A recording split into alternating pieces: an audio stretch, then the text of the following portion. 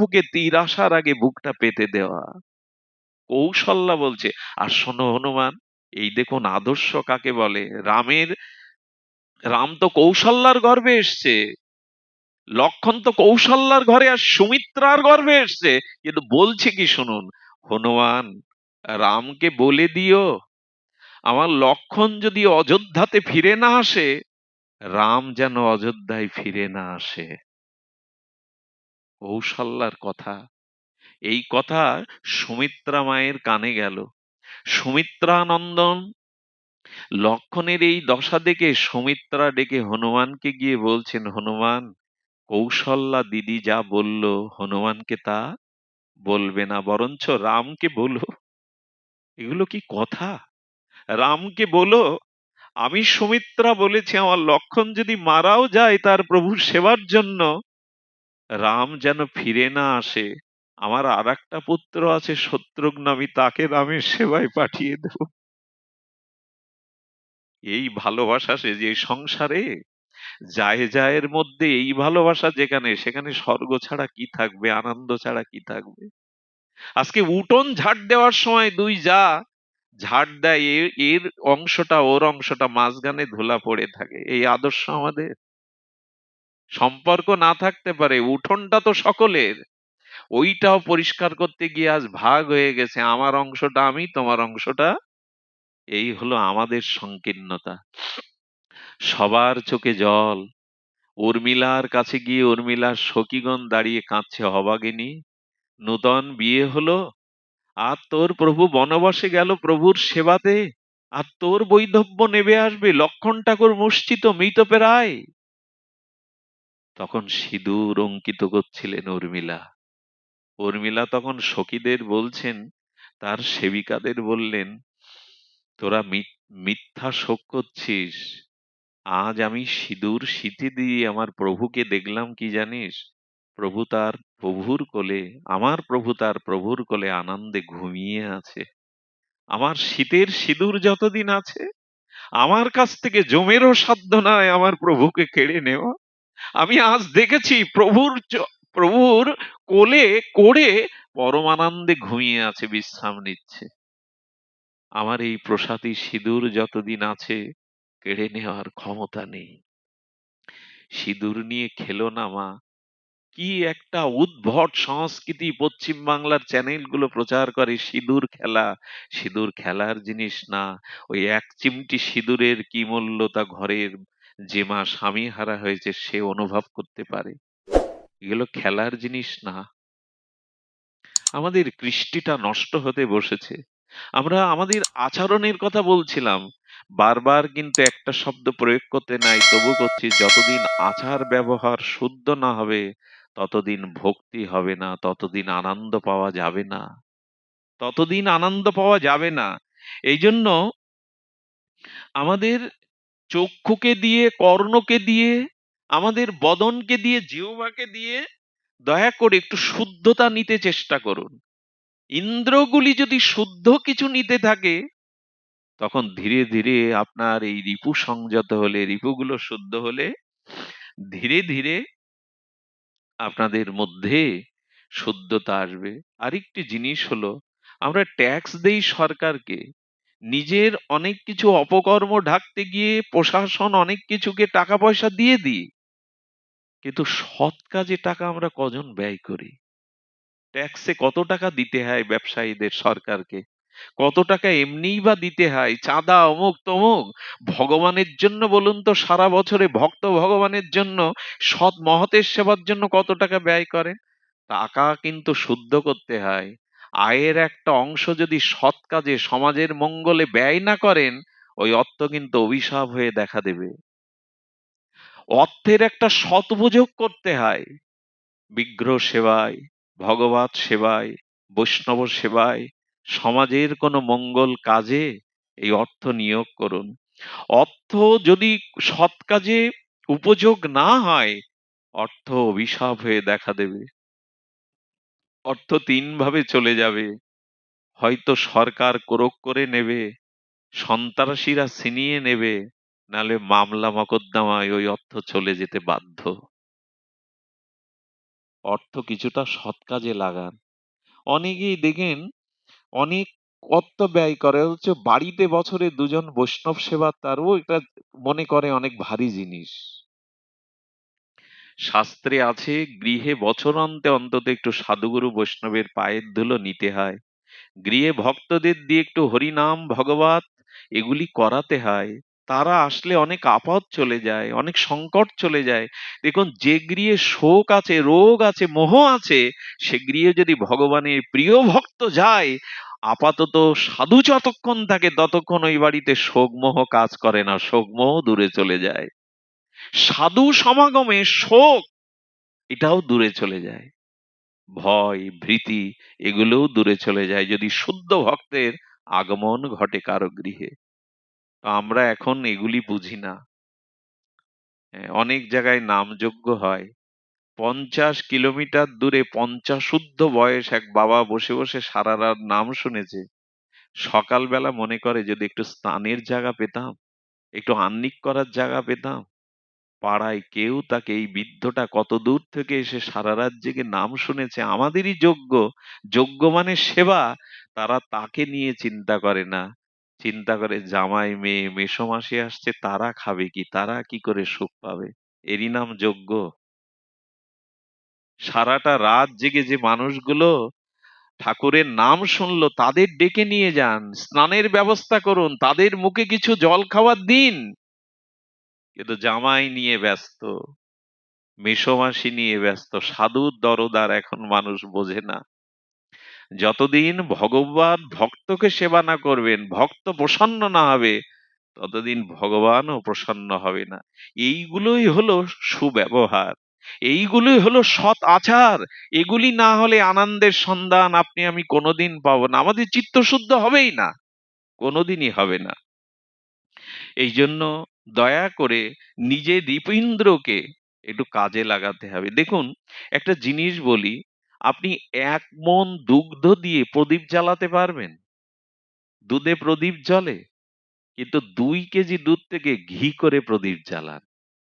এই সংসারে থেকে সার বস্তুটা তুলে নিন। সেই সার বস্তুই হলো নিজের ব্যবহারকে শুচি শুভ্র করা। দুধ থেকেই ঘি হয়। দুধ 1 মণ দিয়েও প্রদীপ জ্বালাতে পারবেন না, কিন্তু দুধ থেকে সারাৎসার ঘৃত দিয়ে প্রদীপ জ্বালাতে পারবেন।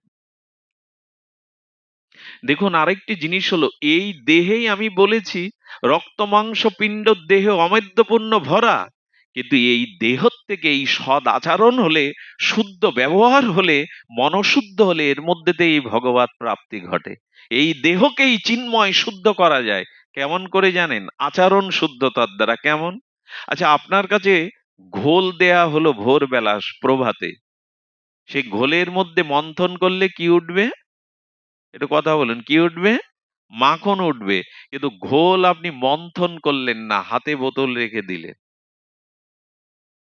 মাখন উঠবে বাবা? আস্বাদন করা যাবে মাখন? তেমনি এই দেহকে যদি সৎ ব্যবহার, সৎ আচার, শুদ্ধতাকে মন্থন আচরণ করতে পারেন, এই দেহ থেকে এই প্রেম ভক্তি লাভ হবে, এই দেহ দিয়েই ভগবান লাভ হবে। মন্থন করতে হবে আমাদের, মন্থন করতে হবে। ভক্তিতে এমন হয়ে যায় যে ভক্তিতে বিপদটাকেও, আচ্ছা ভক্তিতে কি হয়, আচরণ শুদ্ধ হলে কি হয়? আমি গতকাল বলছিলাম, রানা বিষ পাঠিয়েছে মীরার কাছে যাতে বিষ খেয়ে সে মরে, কিন্তু বিষ বললে তো কেউ খাবে না। তাই মীরা তার সেবকদের মীরার কাছে পাঠানোর আগে রানা বলেছে গিয়ে বলবে জগন্নাথের চরণামৃত। মীরা যখন জগন্নাথের চরণামৃত মনে করে বিষ খেতে যাবে, তার এক সেবিকা বলছেন, মীরা, চরণামৃত এত কালো হয়? ওটা কালকুট বিষ। মীরা বোকা? বোকা না, মীরা বলছেন আমি জানি। দেখ, ওটা যে কালকুট বিষ আমি জানি, তো জেনে শুনে বিষ পান করবি?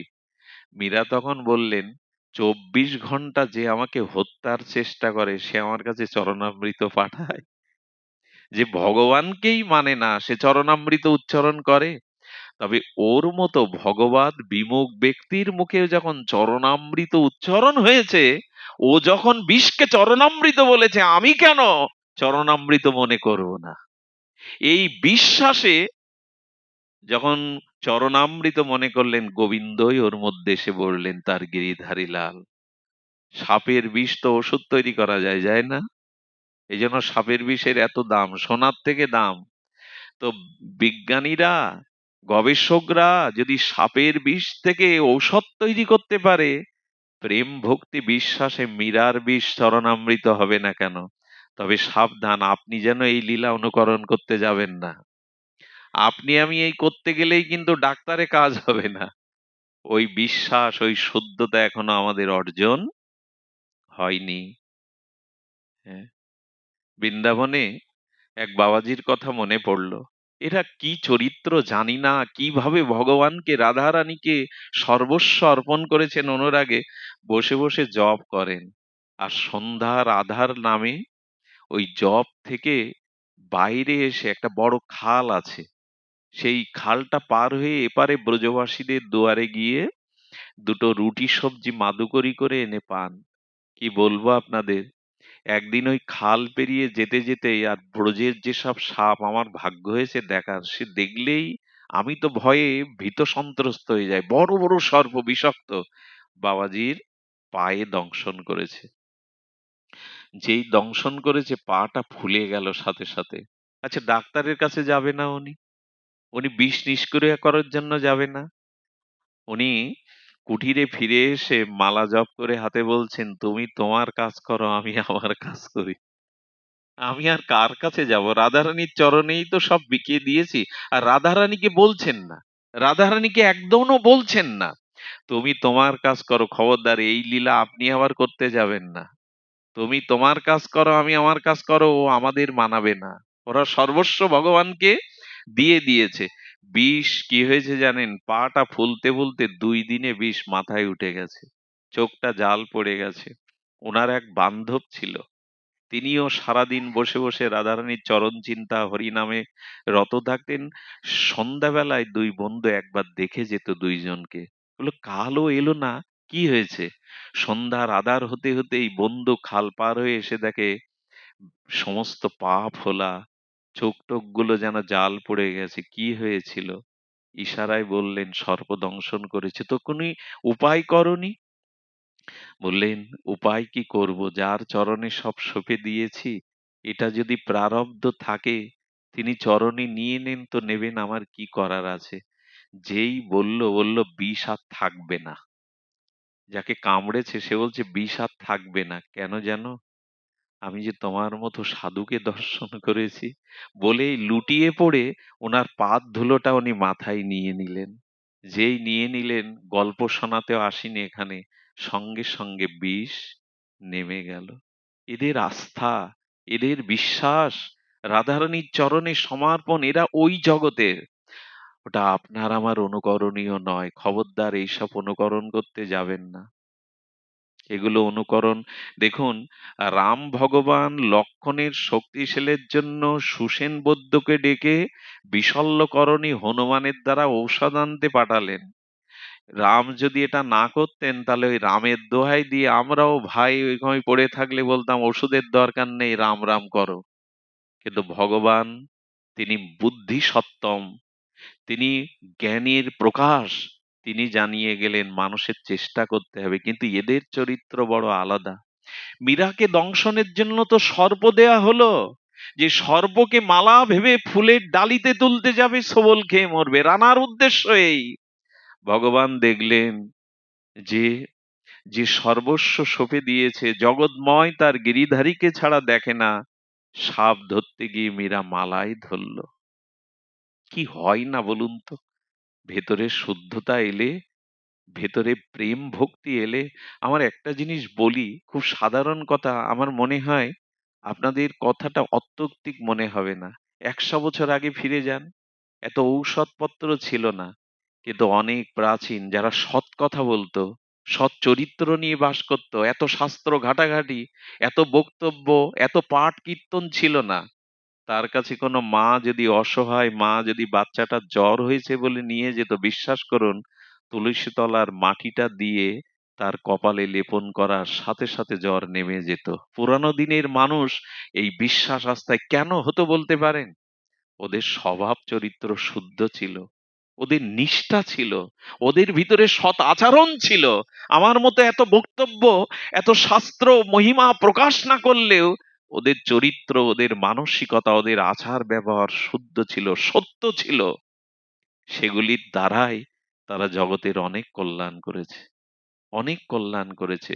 তাই বারবার যে কথাটি বলতে এসছি, জীবনে কৃপা করে শুদ্ধ আচরণশীল হন, তাহলেই আনন্দ, তাহলেই ভক্তিটা আমাদের আসবে।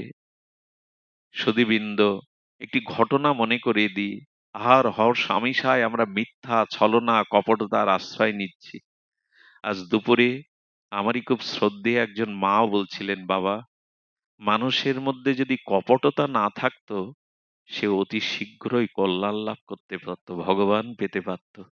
কথাটা আমাকে অনেকক্ষণ ভাবিয়েছিল। সত্যই তো, কপটতাটি কপট বন্ধ করে দেয়। দরজা যদি ভেতর থেকে খিল দিয়ে দেন, বাইরে থেকে আর কেউ ঢুকতে পারে না।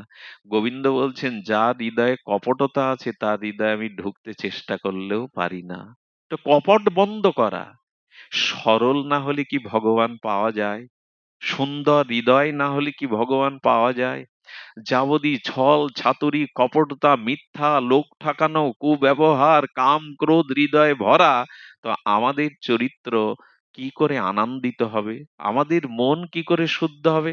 আপনাদের মনে আছে মহাভারত একটা দৃষ্টান্ত দিয়েছে, যুধিষ্ঠির মহারাজ শ্রীকৃষ্ণের বলা একটা মিথ্যা কথা বলতে হলো, তাই না? একটা মিথ্যা কথা বলতে হলো না? অশ্বত্থামা হত ইতি। আচ্ছা, কথাটা কে বলতে বলছেন? যুদ্ধক্ষেত্রে ন্যায় নীতি চলে না, যুদ্ধক্ষেত্রে শত্রুকে যেভাবে হোক পরাভূত করতে হবে। হাতে বন্দুক নিয়ে নীতি ধর্ম আওড়াবেন? শত্রুকে পরাজয় করে দেশ রক্ষা করুন, ধর্মকে রক্ষা করুন। যুদ্ধে ন্যায় নীতির সবসময় নিয়ম নীতি থাকে না। যুধিষ্ঠির মহারাজকে বললেন, এই ছাড়া গুরু দ্রোণাচার্যকে বধ করা? আমি বলছি তুমি মিথ্যা বলো। দ্রোণাচার্যের কাছে কে বলল অশ্বত্থামা হত? এটা কৃষ্ণের মুখ দিয়ে একবার শুনতে পেয়েছি। অশ্বত্থামা হেসে বললেন, দ্রোণাচার্য হেসে বললেন, কৃষ্ণ ভগবানই আমি জানি, কিন্তু আমি ভগবানের কথাও বিশ্বাস করি না, একজনকে বিশ্বাস করি, যদি যুধিষ্ঠির কথাটা বলে। চিন্তা করতে পারে একজন সত্যবাদী মানুষের মহিমা কত উচ্চতায়। দ্রোণাচার্যকে যদি প্রশ্ন করেন, তো কৃষ্ণের কথায় আপনি সত্য মনে করতে পারছেন না, যুধিষ্ঠিরের কথায় কেন?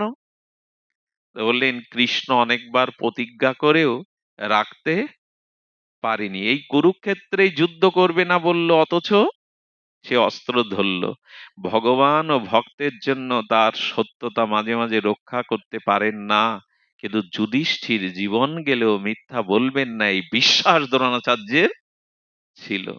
কিন্তু যেদিন ভগবানের কৌশলে একটা মাত্র ভগবানের বলা মিথ্যা বলল, মহাভারতে ব্যাসদেব প্রমাণ দিয়ে গেলেন, সেই যুধিষ্ঠিরেরও সশরীরে মহাপ্রস্থানের পথে নরক দেখতে হয়েছিল। চিন্তা করতে পারেন? মহাভারত সতর্ক করছে, এই দেখো, এত বড় স্বচ্ছ চরিত্র, এত বড় সত্যবাদী ন্যায়নিষ্ঠ। সত্যবাদী কেমন জানেন? ধর্ম যক্ষ রূপে যখন সরোবরে চারটি প্রশ্নের উদ্দেশ্যে, প্রশ্নের উত্তর না দিতে পারলে জল পান করলে মারা যাবে, ভীম অর্জুন নকুল সহদেব মরে পড়ে আছে। যুধিষ্ঠির মহারাজ গেছেন, ধর্মরূপী বক সেখানে বলছেন, চারটে প্রশ্নের উত্তর না দিলে তুমি এই জল পান করলে মারা যাবে। বললেন, আমার ভাইরা কি এই প্রশ্নের উত্তর না দিয়ে মারা গেছে? বললো, হ্যাঁ। তুমি যদি প্রশ্নের যথাযথ উত্তর দিতে পারো, তোমার চার ভাইয়ের মধ্যে দুই ভাই বেঁচে যাবে। আপনারা জানেন সেখানে বলা হয়েছিল যে সুখী কে, তাই না, জগতে আশ্চর্য কি, ইত্যাদি ইত্যাদি প্রশ্ন বলার পরে যখন সদুত্তর দিলেন, তখন বললেন, দুই ভাইকে তুমি ফেরত পাবে, চেয়ে নাও। আচ্ছা, কাকে চাইবে যুধিষ্ঠির? এই দেখুন কত বড় ন্যায় নীতি পরায়ণ। ভীম আর অর্জুন হলেন কুন্তির গর্ভের পুত্র, আপন সহোদর ভাই যুধিষ্ঠিরের। আর সৎ মা মাদ্রির গর্ভে এসেছিলেন নকুল আর সহদেব, ওরা হলো সৎমার পুত্র। আর ধর্মরূপী বক বলছেন তুমি একজনকে ফেরত পাবে, একজনকে ফেরত পাবে, চেয়ে নাও কোন ভাইকে চাও। যুধিষ্ঠির এক বাক্যে বলল, আমার মাদ্রী-মায়ের নকুলকেই ফিরিয়ে দিন। যক্ষ তখন বলছে, নিজের ভাই বিশ্ববিজয়ী অর্জুনকে, ভীমকে চাইলে না? বলে, আমার মায়ের তো আমি বেঁচে আছি, আমার মাদ্রী-মায়ের যে কোনো সন্তান বেঁচে নেই। এই হলো চরিত্র শুদ্ধতা, এই হলো সদ আচরণ। কি বিচার দেখুন, আমার মায়ের তো আমি বেঁচে আছি, আমার মাদ্রী-মায়ের দুটি সন্তানই তো শুয়ে আছে, একটাকে ফিরিয়ে দিন। এই হলো চরিত্র। আজ সব নষ্ট হতে বসেছে, মিথ্যা ছল। তো আমি একবার খুলনায় 70-80 জন গাড়ির মধ্যে কোট টাই পান পরা এক বিশেষ ভদ্রলোক মোবাইলে চেঁচিয়ে চেঁচিয়ে বলছে, আমি এখন ঢাকাতে, ফিরলে তবে তোমার কথা শুনবো। খুলনায় দাঁড়িয়ে সভ্য মানুষ কত জলজান্ত মিথ্যা বলছে, আমি এখন ঢাকাতে। মিথ্যাকেও এখন আমরা খুচরা পয়সার মতো নাড়াচাড়া করতে শুরু করি, যে কোনো কথায় একটা মিথ্যার আশ্রয়। এগুলি চরিত্রকে নির্মল করে না, এগুলো চরিত্রকে শুদ্ধ করে না। এই জন্য তিনি বলেছিলেন, মনুষ্য তার জীবনে একবার বিচার করতে পারে যে কতটা মিথ্যা, কতটা কপটতা আমার মধ্যে বিরাজ করছে, আমি আশা করি কি করে আমার মঙ্গল, আমার কল্যাণ। তাই আপনাদের কাছে নিবেদন করি, আজ মনে করেছিলাম বড় ক্লান্ত, হরিকথা অল্প বলেই পাঠ বিশ্রাম দেব, তবু আপনাদের সামনে দেখলে, আপনাদের মতো ভক্তকে দেখলে মনটা হরিকথা থেকে নামতে চায় না, সব ক্লান্তি যেন কোথায় চলে যায়। তবু বলবো, আসুন আমরা আজ থেকে এখান থেকে একটা সংকল্প করি, একটা সদ আচরণ কাল থেকে আমি প্রতিপালন করব। একটা অন্তত ভগবত সান্নিধ্যের কোনো আচরণ আমার জীবনে ফিরে আসুক। একটি ভাগবত আসর থেকে একজন প্রবক্তা শাস্ত্রের, ভাগবতের, গীতার একটা তত্ত্ব উপদেশও যদি আমরা গ্রহণ করতে পারি, একটি ধর্ম উপদেশ মানুষের চরিত্রকে বদলে দিতে পারে। একটি আদর্শকে আঁকড়ে ধরলে, একটা মহাজনের বাণী আচরণ করলে আপনার জীবন আমূল পরিবর্তন আসবে। একটা উপদেশ পালন করুন, একটা, বহু আমরা পারবো না। শাস্ত্রের যথাযথ আচরণ আমাদের মধ্যে প্রস্ফুটিত হবে না, একটা অন্তত গ্রহণ করুন। দয়া করে, কৃপা করে একটা সদাচার, একটি সদ আচরণ, একটি ভজন অন্তত আপনি দয়া করে গ্রহণ করুন। আপনার জীবন আমূল পরিবর্তন আসবে, শুদ্ধতা আসবে। সবশেষে এইটুকু বলবো, আমাদের সেই বৃন্দাবনের সেই বুড়িমার কথা। বুড়িমা আর কিছু নয়, তিনি সুখিয়া মালিনী দেবী। লীলাটি বড় আমাকে স্পর্শ করে, আপনাদের একটু জানানোর অভিপ্রায়, অভিলাষ, ইচ্ছা জাগছে, লোভও জাগছে। এই সুখিয়া মালিনী, তার স্বামী অথর্ব রোগগ্রস্ত। সংসারে আয়ের বলতে এই সুখিয়া মালিনী ছাড়া আর কেউ নেই। তিনি কি করেন জানেন? বৃন্দাবনের পথে পথে কিছু ফল বিক্রি করে অসুস্থ স্বামীর সংসার চালায়। তো গোপালের যখন আবির্ভাব হলো নন্দালয়ে, সেই সময় সুখিয়ার কানে গোপালের অনেক মাধুর্যের কথা, লীলার কথা, তার সৌন্দর্য মাধুর্যের কথা, আর ব্রজের সমস্ত সখার কানে কানে ফল বিক্রি নিয়ে এই সুখিয়া মালিনীর কানে যায়। তখন মনে মনে ভাবলো, গোপাল এসেছে বৃন্দাবনে, যশোদা অঙ্গনে খেলে বেড়ায়, যশোদা দুলালকে, নন্দ দুলালকে একবার চোখে দেখবো না?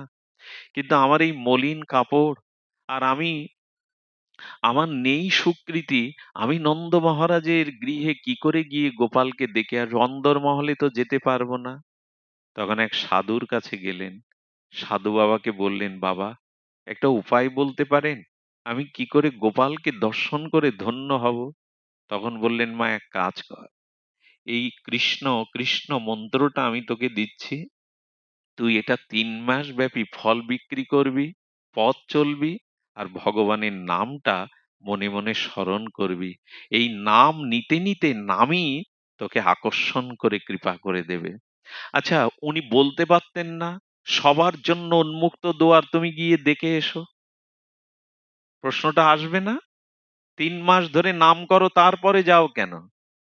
বলতে তো পারতো, যাও গোপালকে দেখে এসো। আসলে ভেতরে ভক্তি না থাকলে, ভেতরে অনুরাগ না থাকলে, ভগবানের ভজন না থাকলে আজও কৃষ্ণকে সামনে পেয়েও আপনার কিছু হবে না।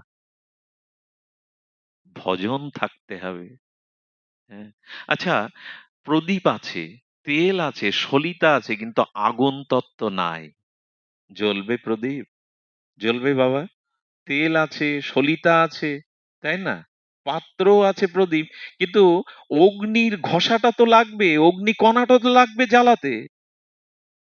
আমাদেরও তেমনি ভজন না থাকলে, অনুরাগ না থাকলে ভগবানকে পেয়েও পাওয়া নয়। এই জন্য সাধু পদ বলে দিল, 3 মাস ধরে হরিনাম করতে করতে ভগবানের প্রতি তোমার অনুরাগ জন্মাবে, ভগবানের প্রতি তোমার পিপাসা জাগবে, উৎকণ্ঠা জাগবে, তখনই গোপালকে দর্শন করে তুমি ধন্য হতে পারবে। সাধুরা তো মার্গ দেখিয়ে দেয়, ভজন দেখিয়ে দেয়। দেখুন, যাদের ভজনে রুচি এসেছে, আনন্দ এসেছে, ভগবানের থেকে ভজনে আরো বেশি আনন্দ পায় তারা। অনেক সময় কৃষ্ণকে গোপীরা বলতো, তোমার প্রেমে আমরা যে ডুবে আছি অন্তরে, তুমি এই সামনে আসলে প্রেমে বিঘ্ন ঘটে, কৃষ্ণ সরে দাঁড়াও তো। এ কথা কেউ বলে? গোপীরা বলতো, কৃষ্ণ আমি তোমার প্রেমে অনুরাগে যেটা হৃদয়ে মজে আছি, ধ্যানের নেত্রে তোমার লীলা, তোমার আনন্দ মাধুর্য আস্বাদন করছি, সামনে এসে দাঁড়ালে বিঘ্ন হয়, সরে দাঁড়াও। আরে বাবা, ভগবানকেও পর্যন্ত সরে যেতে বলে হৃদয়ের ওই প্রেম আস্বাদনের জন্য। গোপী ধ্যান করছে বৃন্দাবনের যমুনা পুলিনে, নারদ গিয়ে বলছে, জয় রাধা মাধব, জয় রাধা মাধব। গোপী চোখ খোলার পরে বলছে, গোপী তোমরা তো ধ্যান, পূজা, পার্বণ এইসব জানো না, এখন ধ্যান করছো কেন? বললো, গোবিন্দকে হৃদয় থেকে তাড়াবো বলে। আরে এ কথা কোথাও লেখা আছে?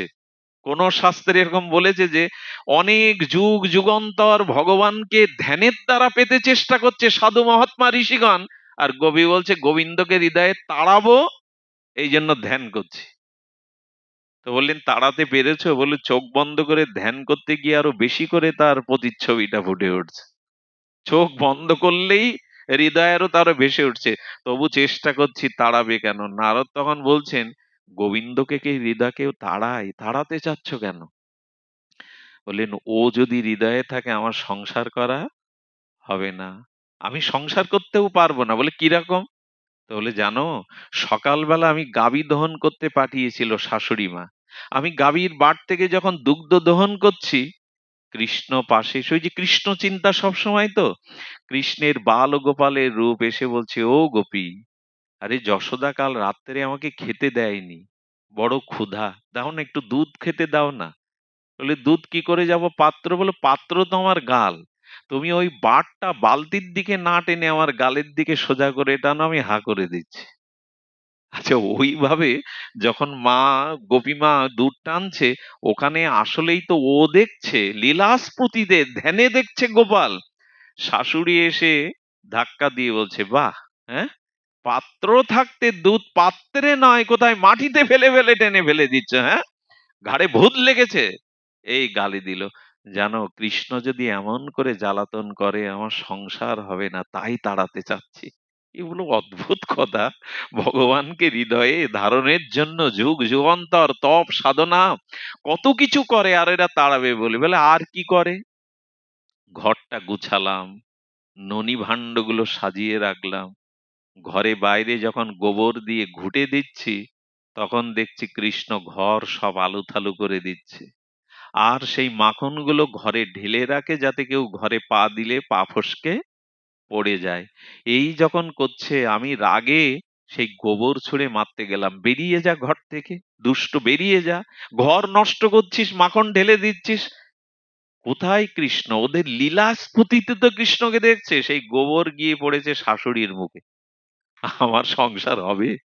আমাকে রাখবে সংসারে? কত গালি দিল, বেরিয়ে যাও উন্মাদিনী, পাগল কোথাকার। বলতো, কৃষ্ণ হৃদয়ে থাকলে সংসার হবে? কি গোপীদের ভাবনা গো। হ্যাঁ, সংসার করতে আমায় ও দেবে না। সংসার করতে, জানো, বাড়িতে আত্মীয় স্বজন এসে শাশুড়ি বললে, ভুল তো তোমার সব কাজে, ঘাড়ে কোন ভূত লাগে আমি জানি না, রান্নাটা অন্তত ভালো করে করো। আমি রান্না করতে গিয়ে পরমান্নে লবণ দিয়ে বসি, আর আমি মালপোয়াতে চিনি না দিয়ে লবণ দেই। মাঝে মাঝে কড়াইতে জল ঢালতে গিয়ে আমি জ্বলন্ত কাঠে জল ঢেলে দিয়ে আমার রান্না করা হয় না। নারদ, ও হৃদয়ে থাকলে আমার সংসার করতে দেবে না। ধন্য গোপী তোমরা, ধন্য তোমাদের কৃষ্ণ প্রেম। ভগবান তোমাদের পেছনে লেগে রয়েছে। এত প্রেম যে ভগবান গোপীদের দুয়ারে দুয়ারে, এত মাখন চুরি, এত গোপীদের দুয়ারে যাবে কেন? যেখানে প্রেম সেখানে গোবিন্দ ছুটে যাবে। যে ফুলের মধ্যে গন্ধ মধু আছে, ভ্রমরকে নিমন্ত্রণ করা লাগবে না। ভ্রমর তো গুঞ্জরিত রাগ রাগিনী দ্বারা ফুলের বক্ষে বসতে চাইবে। যে ভক্তের হৃদয়ে শুদ্ধ প্রেম আছে, ভগবান তার পেছনে তো ছুটে বেড়াবে। ভগবানের খুব প্রয়োজন ওইটুকু প্রেমের। আচ্ছা, যদি বলেন আমার হৃদয়ে ভগবান প্রেম দিচ্ছেন না কেন? রাধা রানী প্রেম নিক্ষেপ করছে জগতে, কিন্তু সেই প্রেমকে ধারণের মতো আমার হৃদয় এখনো শুদ্ধ। আচ্ছা, বালুর উপরে যদি জল পড়ে, বৃষ্টির জল দাঁড়ায় তো না, শুকিয়ে যায়? কিন্তু জলের পাত্রে জল পড়লে ২-৬ মাস স্থায়ী হয়। আমার হৃদয়টা এখনো কামনা বাসনায় অশুদ্ধতায় ভরা। তাই রাধারানী সবাইকে প্রেম দেবে বলে প্রেম নিক্ষেপ করছে, লাদিনী শক্তি, কিন্তু আমার পাত্র যে নাই। আচ্ছা, আকাশ থেকে মুষলধারে বৃষ্টি হচ্ছে, আপনি অশ্রদ্ধায় পাত্র ছুড়ে দিলেন, মাটির ঘট উপর হয়ে পড়লো, ২৪ ঘন্টা বৃষ্টি হলেও পাত্রে বৃষ্টি পড়বে? আমাদের পাত্র তো গোবিন্দের দিকে, রাধারানীর দিকে দেওয়া নেই, দেহ আছে কামনা বাসনার দিকে, ভোগের দিকে। তা প্রেম আসলে ওখানে যাবে কি করে? তাই হৃদয়টা শুদ্ধ করে একবার ভগবানের দিকে দিয়ে দিন।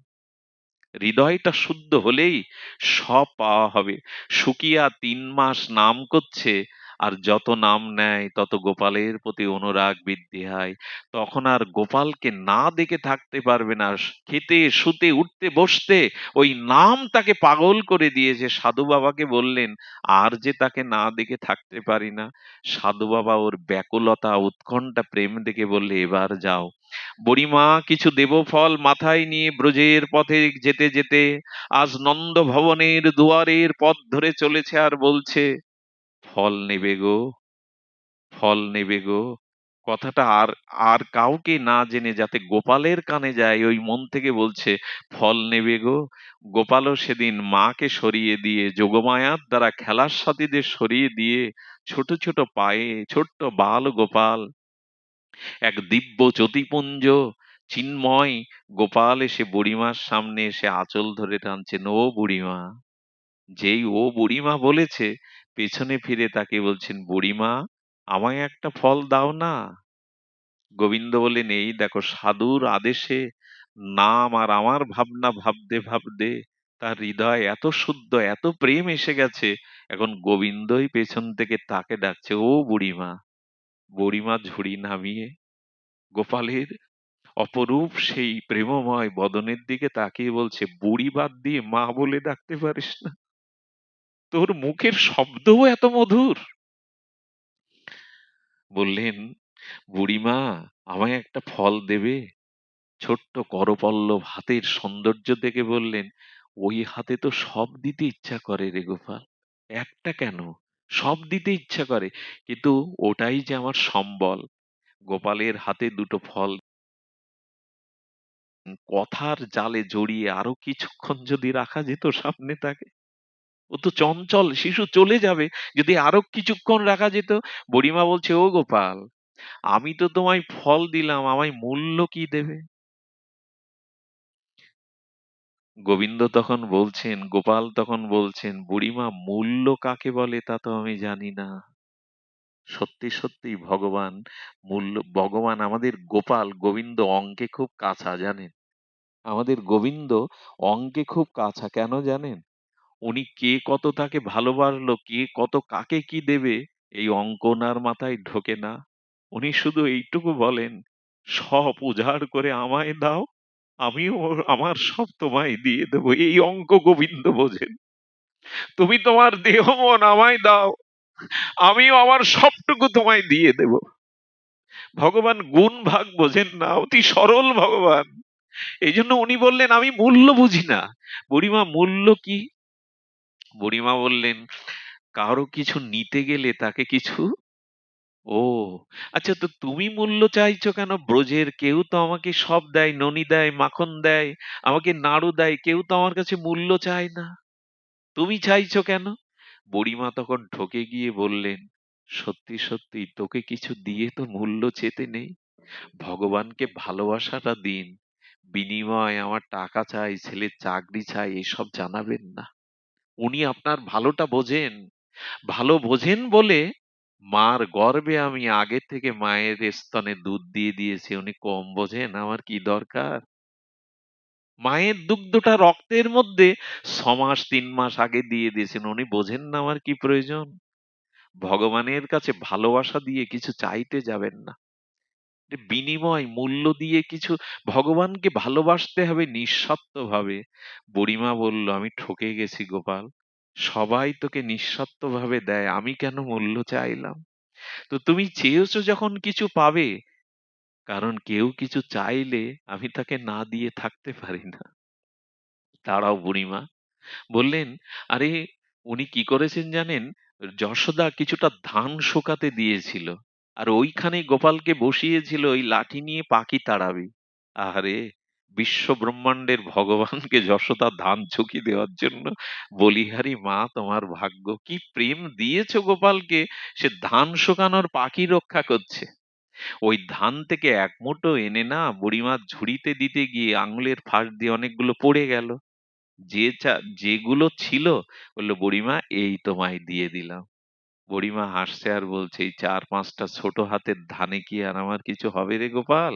তবু দিয়েছে, এতেই সন্তুষ্ট। বুড়িমাকে তখন বলছেন, ফল যে আমার হাতে দিয়েছো আমি তো এভাবে নেই না। এই দেখুন, এবার গোবিন্দই মজে গেছে।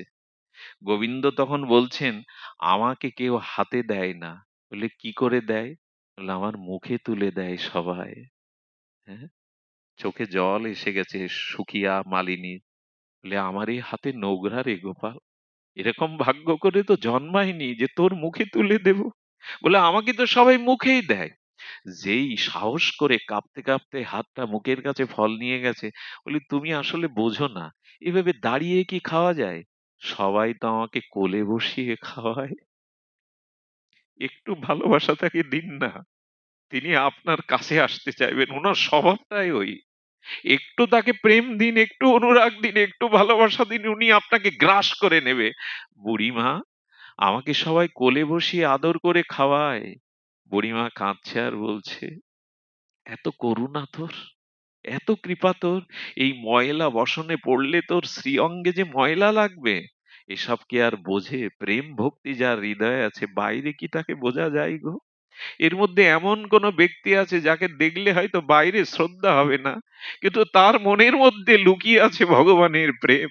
এই জন্য কাউকে উপেক্ষা করতে নেই। কে কে রূপে কি ভক্তি নিয়ে হৃদয়ে আছে, কাউকে উপেক্ষা করতে নেই। উপেক্ষা করা উচিত নয়। শুধু পোশাকটাই সাধুর হলে যে সাধু হবে এমন নয়। হৃদয় যার নির্মল শুদ্ধ, চরিত্র যার শুদ্ধ, তাকে দেখেই ভগবান বিবশ হয়। বুড়িমা নিজে হাতে ফল খাওয়ালেন। প্রেমানন্দে বুড়িমা যেন জগৎ ভুলে গেছে। এ জগতে তার আর চাওয়া পাওয়া নেই। থাকে, গোবিন্দকে হাতে করে সেবা করাতে পারলে আর কিছু বাকি থাকে? তার জীবন পূর্ণ থেকে পূর্ণতর তম হয়ে গেছে।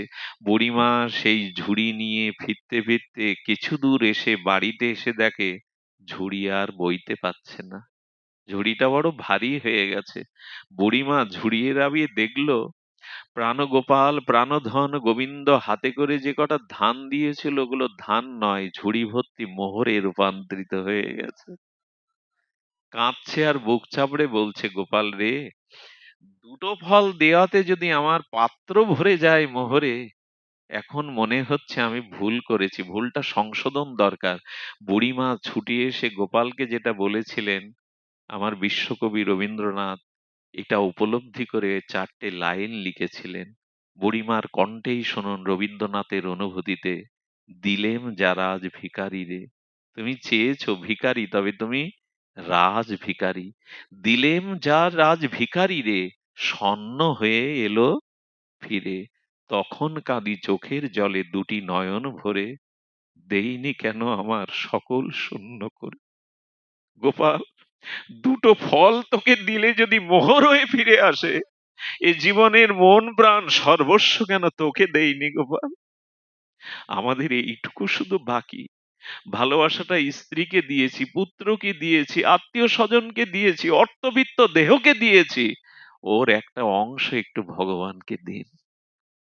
এই জীবন পূর্ণতা পাবে, এই জীবন ধন্যাতি ধন্য হবে, এই জীবন স্বর্ণ হয়ে ফিরে আসবে।